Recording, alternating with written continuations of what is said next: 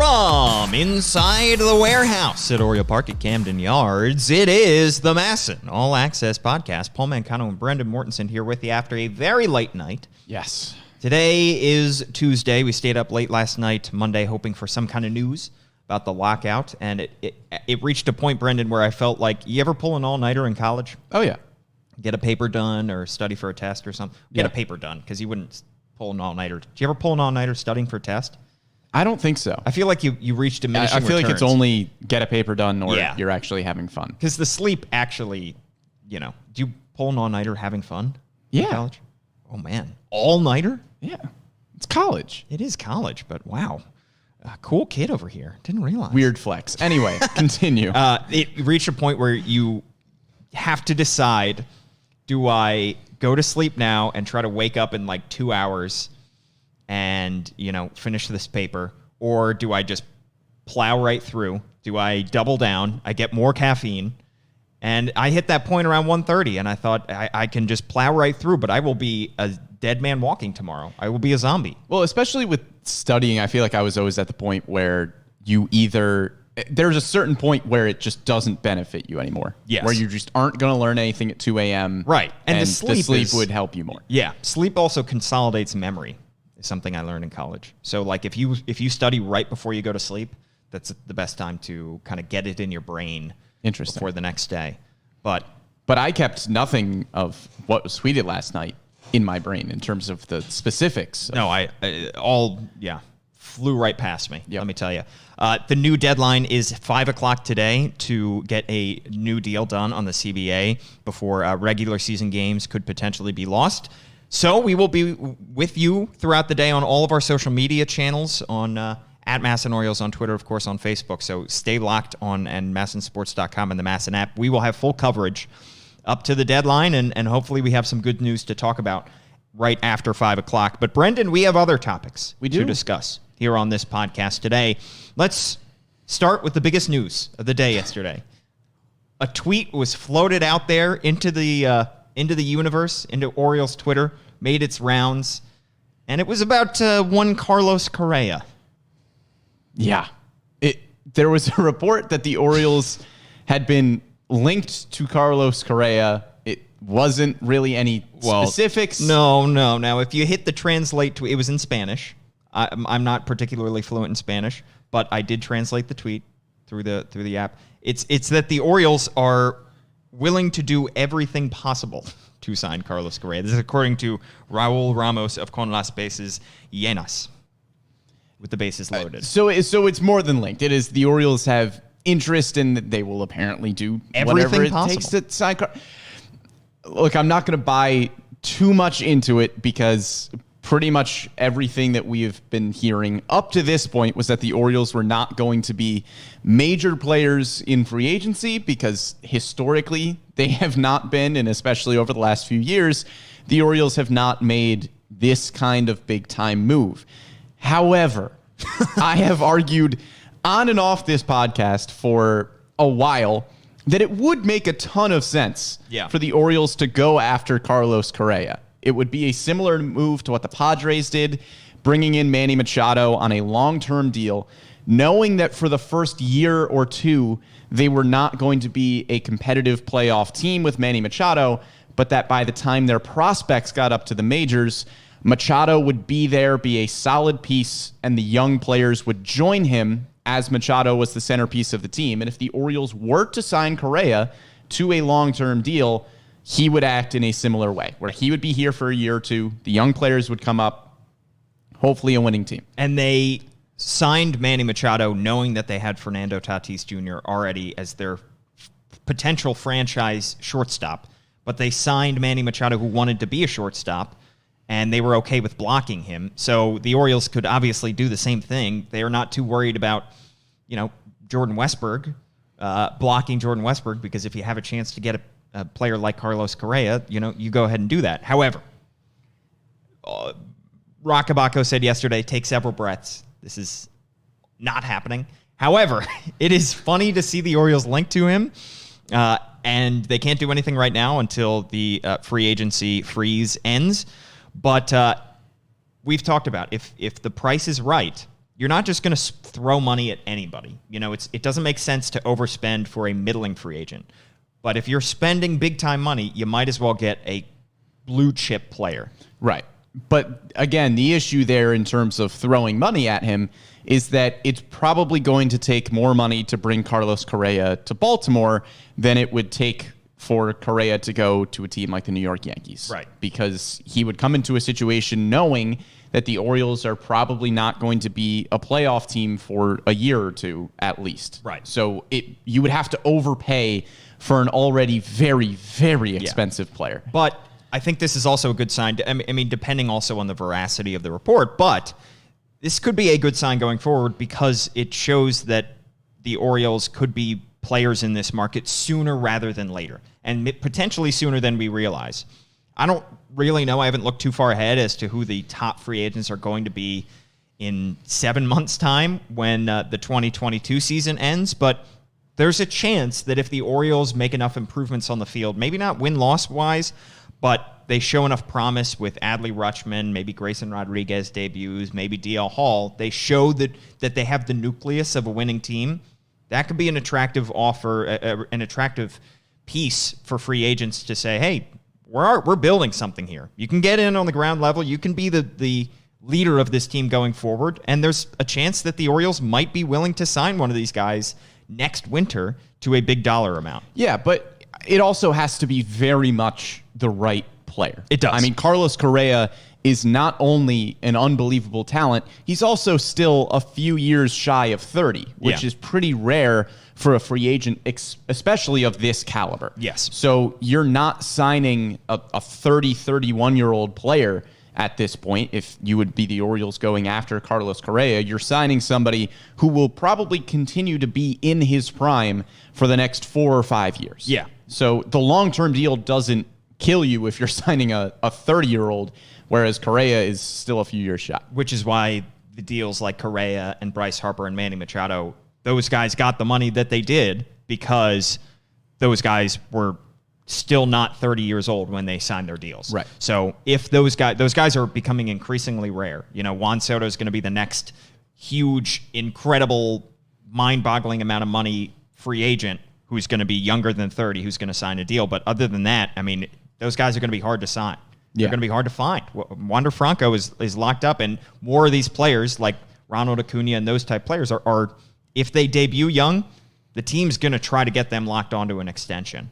Right. So they're not going to hit the free agent market more often than not. Yeah, pretty much as quickly as possible. Right. I mean, Wander Franco's, still a teenager pretty much? Yeah. So, you try to lock these players down because when you have a franchise player, you don't want them to even sniff free agency. Right. Yeah, Tatis is another one. Right. All right. Let's talk about some of the potential future stars that the Orioles have in their system. We've seen a lot of new prospect rankings, both national prospect rankings in terms of top 100s and farm by farm, system by system. 30 of the best Orioles prospects, 45 when it comes to Fangraphs. So we're going to talk about the differences, comparing and contrasting, if you want to throw it back to middle school projects. They always compare and contrast. I remember that was a big question. Yeah. We're going to compare and contrast the different prospect rankings, where the Orioles are in the top 100, which Orioles are in the top 100, and where they are ranked amongst themselves. We do not have MLB Pipeline. That is the only one that has not been updated since, I believe, the middle of 2021, since post-trade deadline 2021. I think they're going to have a new ranking soon at some point, but we're just going off of the most recent one, which is not updated, so we don't have the recent international signings in there, and it doesn't really take into account the final couple months of the season, which ended up being pretty impactful for a few Orioles prospects. Yeah, we'll still talk about the MLB Pipeline rankings because they're still relevant. They still included at least some of last season, but that's to say, take the MLB Pipeline rankings with a grain of salt, because those will change pretty soon. Absolutely. So let's talk about the guys who are in the top 100, and it starts at the top, literally with Adley Rutschman. He is the number one prospect, according to ESPN, MLB Pipeline, Baseball America, The Athletic, and Fangraphs.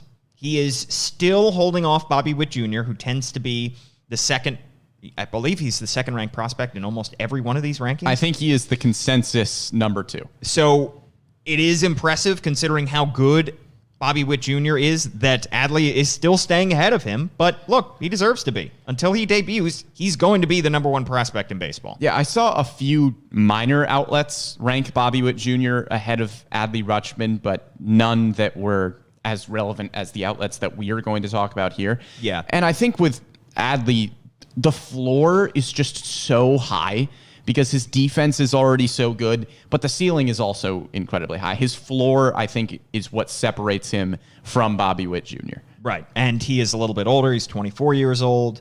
And I think also people are expecting both of these guys to debut relatively early in 2022. So both of these guys will be graduating soon, and then we'll get the next kind of wave. But everybody is in agreement. Those are going to be the 5 outlets we're going to talk about for the most today. ESPN, MLB Pipeline, Baseball America, The Athletic, and Fangraphs. And Adley still is at the top of all of those rankings.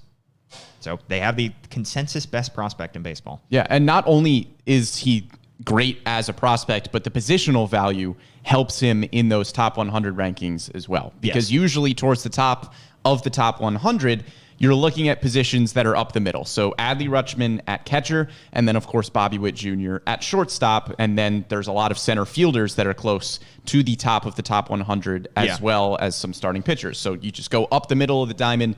Those are usually the players that you'll find towards the top of those rankings. And catchers can affect the game in so many ways. You know, shortstops obviously have a premier defensive position once the ball is put in play, but you think about the ways that a catcher can affect the game, throwing out base runners, framing pitches, calling a game. It goes beyond even your ability to simply defend the position. There's such a mental aspect to that game, to that position, that Adley Rutschman appears to have all those boxes checked, which is why that gives him a slight edge, I think, over Bobby Witt. Yeah. Which is not Bobby Witt Jr.'s fault. It's just still amazing. Yeah.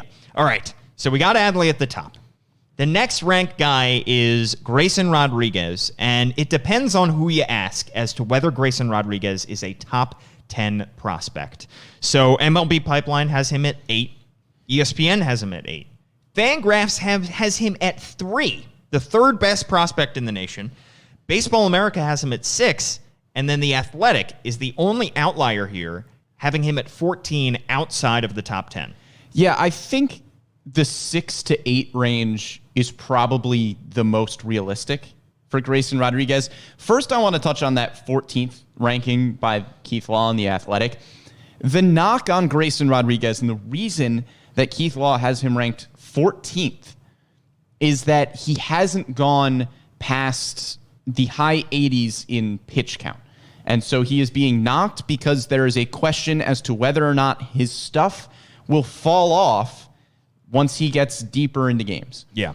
But my question to that is, if you've never seen him fall off when he gets deeper into games, why is there any reason to believe that he would?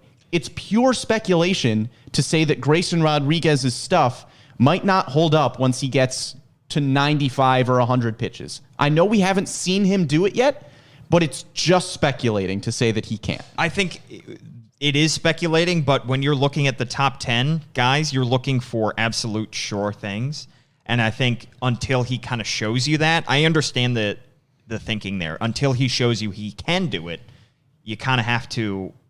But he hasn't shown you that he can't. Right. It's whether you give him the benefit of the doubt here. Right. And nothing that he's done has warranted not giving him the benefit of the doubt, in my opinion. And I think there could be some concern that the Orioles are doing this on purpose, that they are specifically keeping him under 100 pitches because they're worried behind the scenes that his stuff will diminish. But I don't think the Orioles have any internal concerns about his stuff. No, I think that's just managing his arm. I think it's a pure workload thing. Right, especially after you missed a 2020 minor league season. Right. You don't want to overwork a guy in 2021 and then all of a sudden have an injury happen that could have been prevented if you didn't have him go 100 pitches. True. I do think it is it's a thought. I mean, it is something to monitor. As we go into 2022, look, we talk about Grayson Rodriguez being on the big league roster at some point during 2022. Once he debuts, are you still going to manage his workload?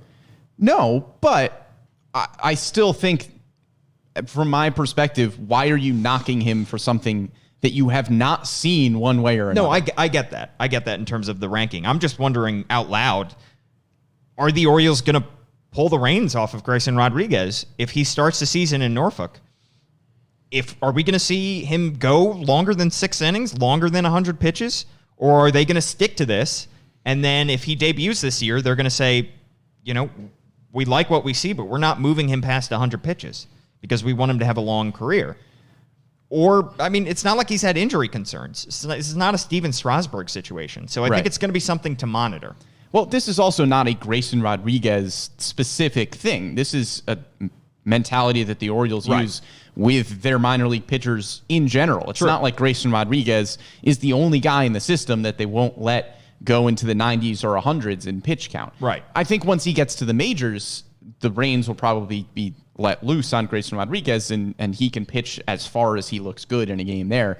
I just think that it makes complete sense in the minor leagues right now to not push him further than he needs to be pushed. They definitely had a reason to do it in 2021. I'm just wondering, once you take away the concerns about coming off a shortened season, 2022, they will not have that kind of reasoning that built in, well, we got to manage his workload because he had a shortened 2020. Right. They're not going to have that anymore. So are they going to let him loose to start the season, or is it something that they're still, is it a rule that they are still maintaining over Grayson Rodriguez and all the other pitching prospects? Yeah.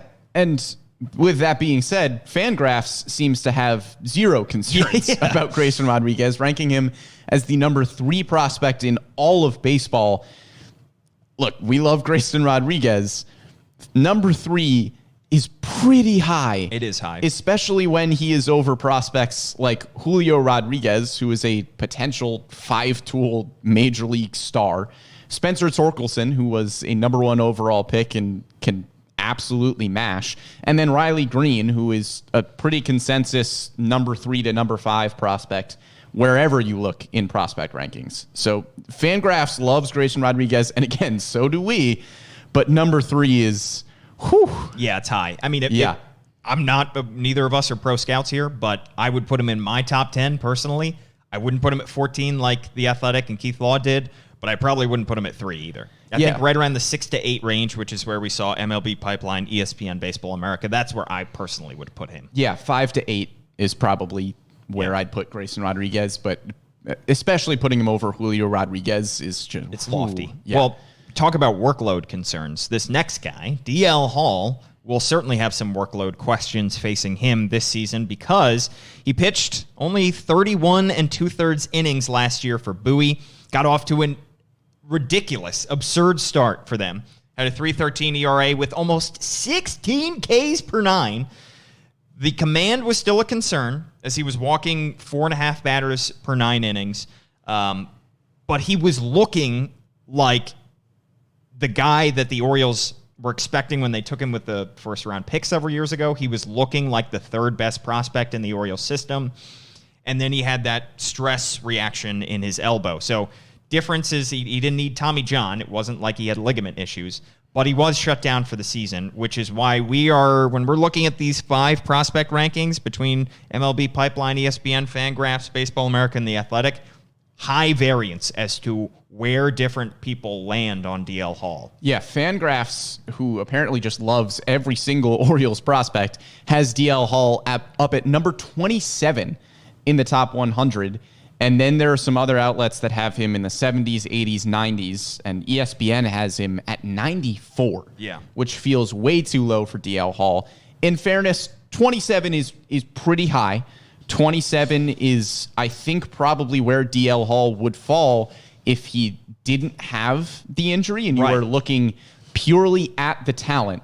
DL Hall has the talent to be a top 30 prospect in all of baseball. His stuff is ridiculous. He was putting up, like you mentioned, better strikeout numbers to start last season than even Grayson Rodriguez was. Yeah. So the number 27 ranking by Fangraphs is fair based on the talent, but the injury is a concern. The losing a year of pitching is a concern.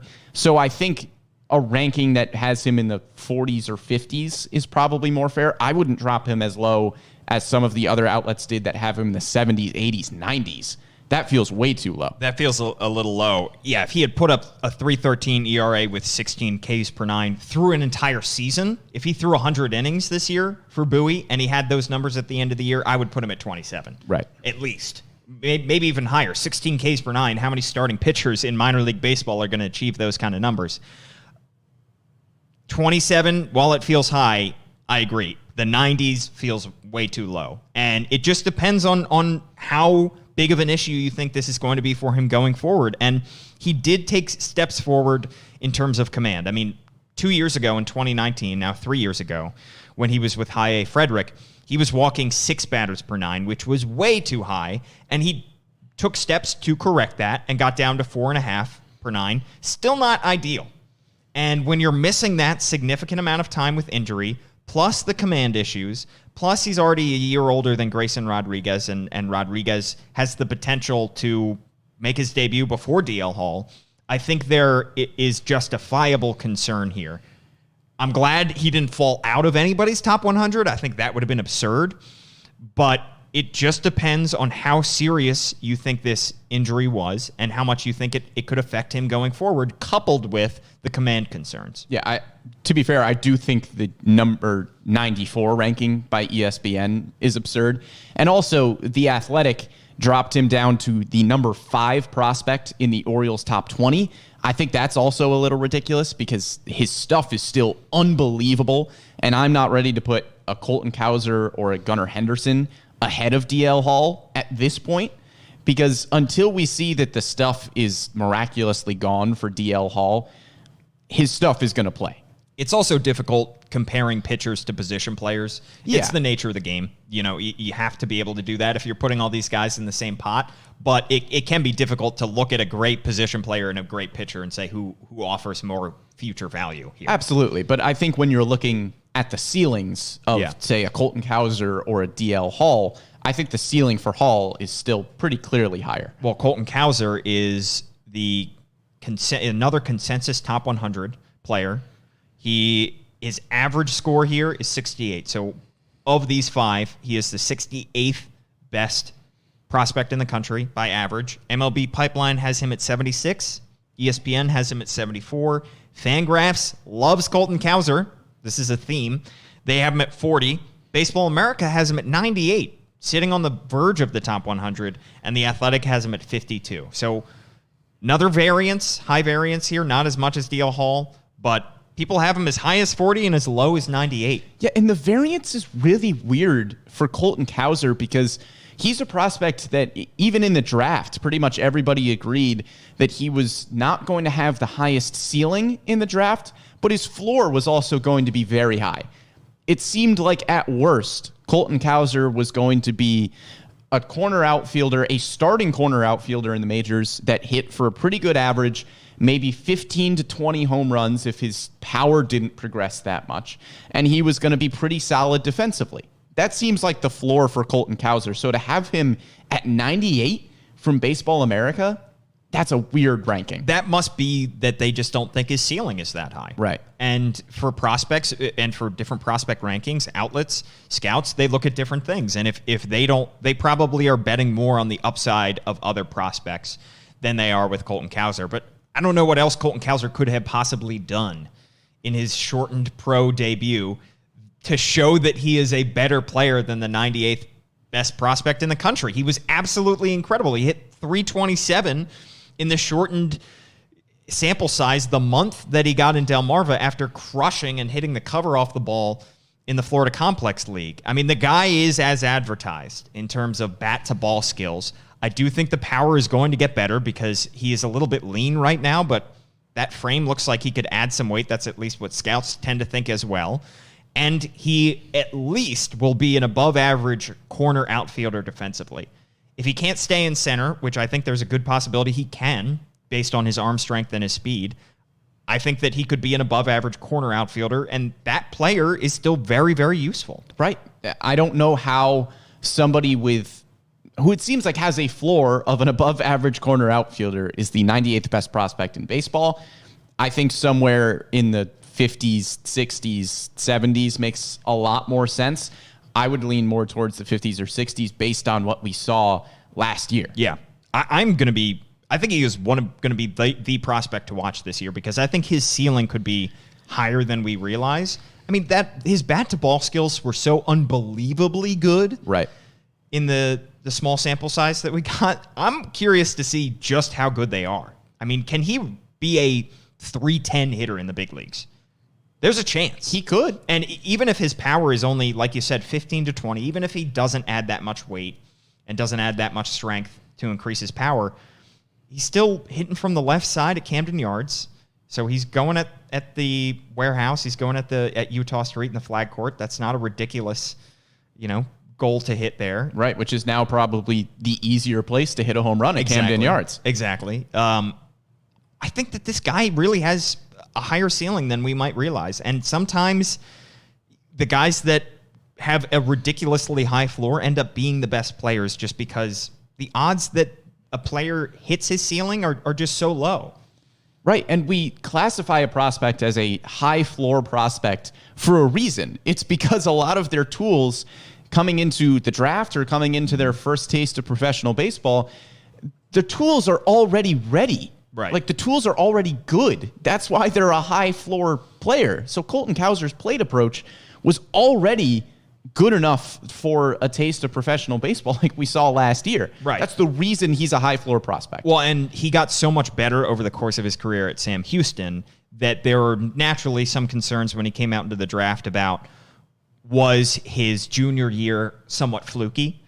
Was he closer to the player that they saw freshman and sophomore year who was just not that good of a hitter, was a fine hitter, but wasn't elite like he was in his junior year? But there's the other side of the coin, which is how much better can he be? If he took that leap his junior year and then he takes another leap once he gets into pro ball, maybe he's tapping into something that he had not previously discovered.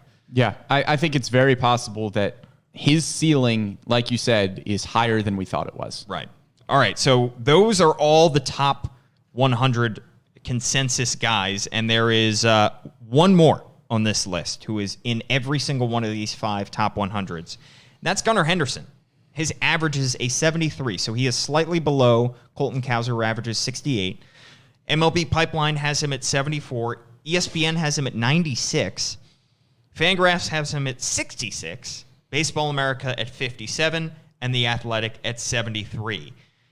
Gunnar hit the cover off the ball when he was in Aberdeen. Hit .312 with 8 homers in Delmarva, in 35 games in Delmarva. Then he got called up to Aberdeen, and he ended the season in Bowie. So over those last 70 games, he did only hit .229 with 9 homers between Aberdeen and Bowie. However, I think that the power is real from the left side of the plate. He has the ability to go gap to gap, and he has the ability to go to the opposite way. And people seem to think that he could be a very good defensive third baseman as well. And the important thing to keep in mind with Gunnar Henderson, you mentioned the numbers, that he struggled a little bit more once he got up to higher levels. This is a kid who's also swinging way above his weight class in terms of age. He is much younger than all of the guys that he is playing with, especially when he got up to AA Bowie at the end of last year. Gunnar Henderson is way younger than those guys, and it makes sense that his numbers are not as good as somebody like a Jordan WESTBROOK, who should be at that level because he was an experienced college player in the SEC, and you would expect an older Jordan WESTBROOK to put up better numbers at AA. Whereas Gunnar Henderson, drafted him out of high school, and the Orioles have moved him up pretty quickly because he's deserved it, but he's still a lot younger than his competition. So it stands to reason that his numbers would not be where you see some other guys who are older and more experienced at that level. And if we're making a comparison to Colton Cowser, I know they play different positions, but whereas Cowser, we just talked about, is a high floor, I think Gunnar has the higher ceiling, but the floor could be lower than some of the other prospects on this list. Yeah, and Gunnar Henderson, a lot of people are saying, too, that he will probably not stick at shortstop as he fills out a little bit more. He's a big dude. He's 6'3". Yeah. He's 6'3", and he's, I think, 210? Yeah. So he really does not, there are not too many comparisons to him at shortstop. I know that there are some bigger shortstops in baseball right now, and there have been over the last 10 or 20 years, but not a whole lot of guys that are that big. Yeah, he draws a lot of Corey Seager comparisons because of the size and because of the plate approach. Yeah. Even if Gunnar Henderson can't stay at shortstop, usually if you slide from shortstop to third base and you were already pretty good defensively at shortstop, you're usually an elite defensive third baseman. Yes. I mean, like, look at Alex Rodriguez when he went to the Yankees. He was a good defensive shortstop, amazing defensive third baseman. Gunnar Henderson could have the same kind of shift if the Orioles decide that he wants to be an everyday third baseman. Cal Ripken Jr. That too. A little lofty. Yeah. I'll go ahead and say it's a little lofty. I don't think Gunner's going to spend 10 years at shortstop, then move to third. But the point being, if you are good defensively at short, you're probably going to be really good at third. Absolutely. I mean, it's probably more instincts and reaction time and arm strength. If he doesn't have the lateral quickness, which for a guy who's 6'3", odds are you're not going to have the lateral quickness of somebody who is a little bit shorter than you. Right. But he could have the range, he could have the instincts, he could have all those things. And at least Keith Law with the Athletics seems to think he could be an elite defensive third baseman. I am curious to see how his power develops in 2022, where he's probably going to start in Bowie.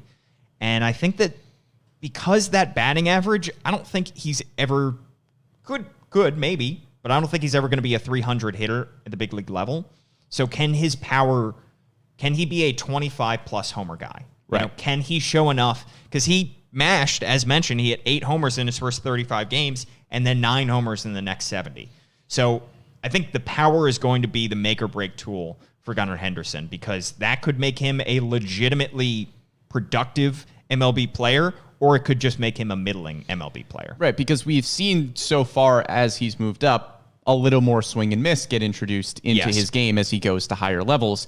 But if the power is there, then it doesn't matter as much if you have a decent amount of swing and miss in your game, because if you're hitting 30 home runs, nobody cares. Right. And I think the good thing is he has the extra stuff. He has the mentality. He has the work ethic. He seems to have a good head on his shoulders from everything that we've heard and from our conversations with him. So the Orioles can bet on the fact that he will improve in the areas he needs to because he has those external factors. Right. And he appears, once he got to Bowie, he was talking about making good swing decisions, improving his eye at the plate.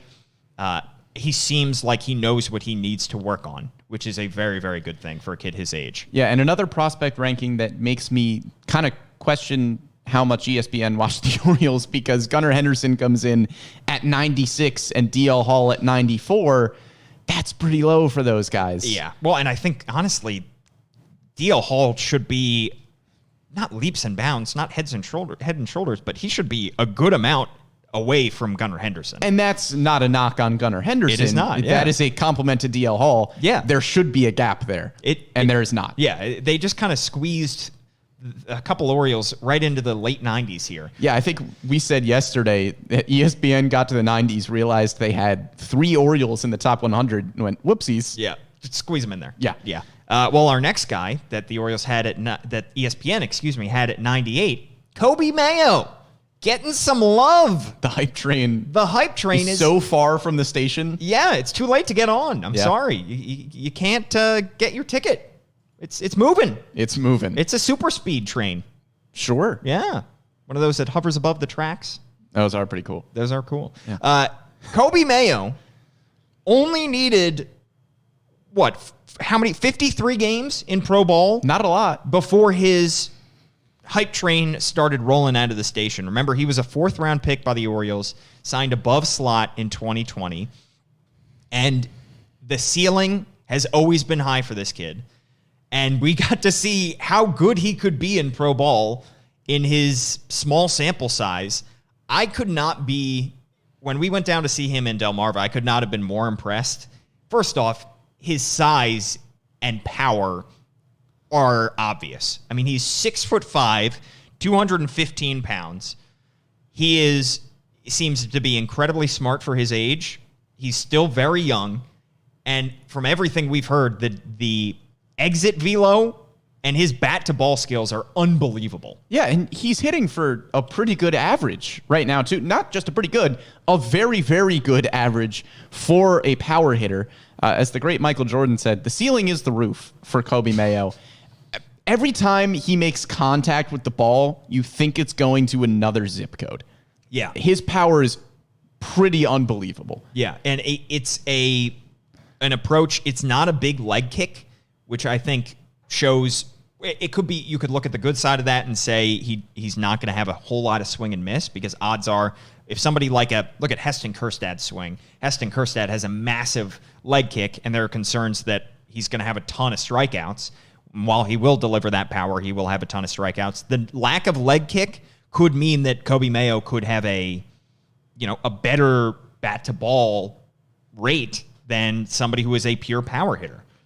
Right. And I just think the ceiling with Mayo is so big that it vaults him into the top 100. I don't know how high I would put him at this point, because it's so projectable now, because he's still at the lower levels of the minors and we haven't seen him play a lot of games, but he has everything that you would want out of a potential power hitting third baseman. Right. I mean, Baseball America just tweeted yesterday that he joined their top 10 third base prospects. Yeah. So he's moving up. He also has a cannon for an arm. He does. Defensively at third base, I don't know how his mobility is, because he's a huge kid, like you mentioned. So the mobility might be a factor, but he has a cannon at the hot corner. Yeah. So ESPN has him at 98, as mentioned. Fangraphs has him at 69, but lists him as a right fielder. Did you see that? I don't think that's weird. And there are some concerns. So for context, the Athletics' Keith Law has him unranked in his top 100 and has him 9 in the Orioles system, and doesn't know if he can stick at third because of how big he is. And Keith Law brings up the fact that Mayo is 6'5", 215, and there are only 2 players who are at least that height and weight who have even played a full season's worth of games at third base in the big leagues. So those, as rare as it is to see a 6'3" shortstop, like we were talking about with Gunnar Henderson, it's even more rare to see a 6'5", 215-pound third baseman. I mean, he would make sense as a right fielder, I guess, but they haven't theoretically. They haven't put him there. Yeah, we haven't been given any indication that. I'm sure he could play that position. Right. Like, this isn't a Gunnar Henderson situation where we are assuming that he will be a third baseman because we've seen him there a lot. Right. We have not seen Coby Mayo in a corner. It would make sense. I mean, like I said, he's big. He's got a cannon for an arm. Yeah. That seems like a right fielder, especially when you're talking about the fact that right fielders traditionally are your big power hitters on your team, because you kind of hide those guys in a corner outfield spot. Right. And right fielders generally have a stronger arm than left fielders. So it makes sense, but we haven't seen it. We haven't seen it yet. And I think the Orioles could be willing to try it, but they're going to try him at third base for as long as they possibly can. I mean, incredibly projectable, like you said. He showed absolutely everything and more in those 53 games when he hit .319 with 9 homers. He also had 11 stolen bases and was not caught once, by the way. Yeah. His hit tool and his power might be so good that it does not matter where you put him defensively. Which is kind of similar to the last few years when we've been talking about Ryan Mountcastle. Yeah. You tried him at short when he first got drafted. You try him at third. You try him in a corner outfield. If all else fails, you put him at first, and you live with it because his bat is so good that he needs to be in the lineup. I don't care if Coby Mayo is playing third, right, left, first. Get him in the lineup. This feels a little bit like a first date that almost goes too well, and you're like, freaking out about it, and you're like, wow, that was a great first date, but you have to calm yourself and realize it was just a first date. It's just 53 games, but he looked really good. He did. Are we falling again for another prospect here, Brendan? I mean, look, I've been on the Coby Mayo hype train. You are falling. I have been on the Coby Mayo hype train for a very long time. Yeah. I'm not quite the conductor of the hype train, but no. I'm definitely in one of the top cars. It is just exciting to think about what he could possibly do. And I'm excited to see him in a full season. All right, so those are all the guys who have appearances in the top 100. In terms of guys who could make the top 100 soon, I think Jordan Westburg, I've talked about him for a while. I thought Jordan Westburg would make the top 100 before Coby Mayo made the top 100. Yeah, Westburg, again, it's just the ceiling isn't incredibly high. Right. Even though the floor is very good. But again, with Westburg, what else could he have shown you? I mean, he hit in the 287. He showed a legitimate amount of pop. He was great defensively at third and short. What else could he have shown you? But I think prospect rankings, they tend to go with the higher upside guys. Yeah. Another guy who probably could not have shown you any more to get into a top 100, Kyle Stowers. Yeah. Not very high ranked in even the Orioles top 30s when you look across these different outlets, which I think should probably be changed. Kyle Stowers usually around the 8 to 12 range in an Orioles top 30 or top 20. But what else is he supposed to do to show that he should move up in prospect rankings or even make his way into a top 100? I mean, that was an established college bat who just had such a good season that he was a co-minor league player of the year with the #1 prospect in all of baseball. Yeah, exactly. What else does that guy have to do? I think there are some concerns maybe of how sustainable it could be just because his 2019 season, his debut was very poor offensively at the plate. But look, if you buy the changes that he made, if you buy the power and the increased strength, there's no reason to keep him out of a top 100. I'm buying it. He did it for a whole season. He did. All right, let's talk about the specific Orioles rankings because Fangraphs gave out their top 45. The Athletic gave out, I believe, it was like top 20. So from Fangraphs' perspective, some names that stick out. First off, you got to talk about the 2 recent international signings because this is the first time we get to see them in a top prospect rankings. Leandro Arias debuts at number 12. Cesar Prieto debuts at number 14. Both of those guys, first time we're getting to see them. Seems about right considering what their scouting reports were when the Orioles signed them and what they attend to bring to the table. 2 guys that are very different, however, very different age-wise. I mean, Arias, I believe, is 17, and Prieto is like 22. So one guy has much more body of work in Prieto. He's shown that he can hit in at least Cuban pitching. Whether he can translate that over to the Orioles farm system is yet to be determined. And then Arias is somebody we're not going to see for a long time, but still has a high ceiling. Yeah, and surprising that we didn't see Braylon Tavera anywhere in those rankings. He was the highest paid international signing of this window, so surprising that we don't see him in the Fangraphs rankings. I think Cesar Prieto was a really intriguing prospect at number 16. Like you mentioned, his bat in Cuba was unbelievable. He was the best pure hitter in Cuba. Yeah. And at just 22 years old, he will probably have a chance to move up a lot quicker than a Leandro Arias, even though he's ranked a little bit higher. Prieto's 22. If he hits well in wherever they start him, he is going to move up quickly. I don't think he makes the majors this year, but if he even gets up to AA, AAA, we could be talking about Cesar Prieto as a potential Oriole in a year or 2. Yeah, we could. And then also notable on Fangraphs' side, just how much they love Kobe Mayo. He's at 6 in the Orioles prospect rankings, ahead of Kyle Bradish, Kyle Stowers, Jordan Westberg, and Heston Kjerstad. Yeah, betting on the upside. That's high. They're betting on the upside. The hype train, Fangraphs might be towards the top of that hype train as well. Yeah. All right, and then in the Athletic, in terms of their top 20, big shocker, Joey Ortiz at number 7. That is by far the highest I've ever seen him. And I like Joey Ortiz. He seems like a solid defensive middle infielder, can play shortstop, can probably play second base at a higher level. Had showed a whole lot in a shortened 35 games in Aberdeen, then got called up to Bowie and was pretty good there as well. All in all, he hit .265 with 4 homers and .801 at OPS. And then, he turns 24 in July, so he's a little bit older. I like Joey Ortiz.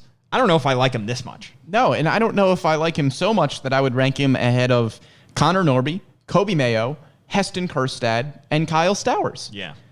Especially Kyle Stowers. Those are some players with some incredibly high ceilings. Yeah. And Joey Ortiz, like you mentioned, is probably one of the better defensive shortstops in the Orioles system, one of the better defenders in general, if you want Joey Ortiz to be a utility type of player.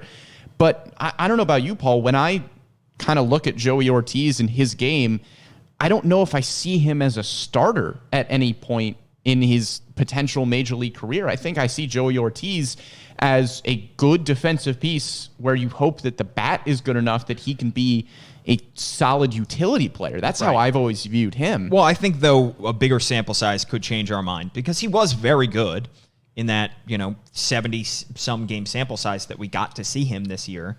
But we didn't get to see enough of him. So maybe he changes our minds. And honestly, I think the X factor here is his defense, because we don't have really ways to judge his defense. We don't have any advanced metrics at our disposal for the minor leagues.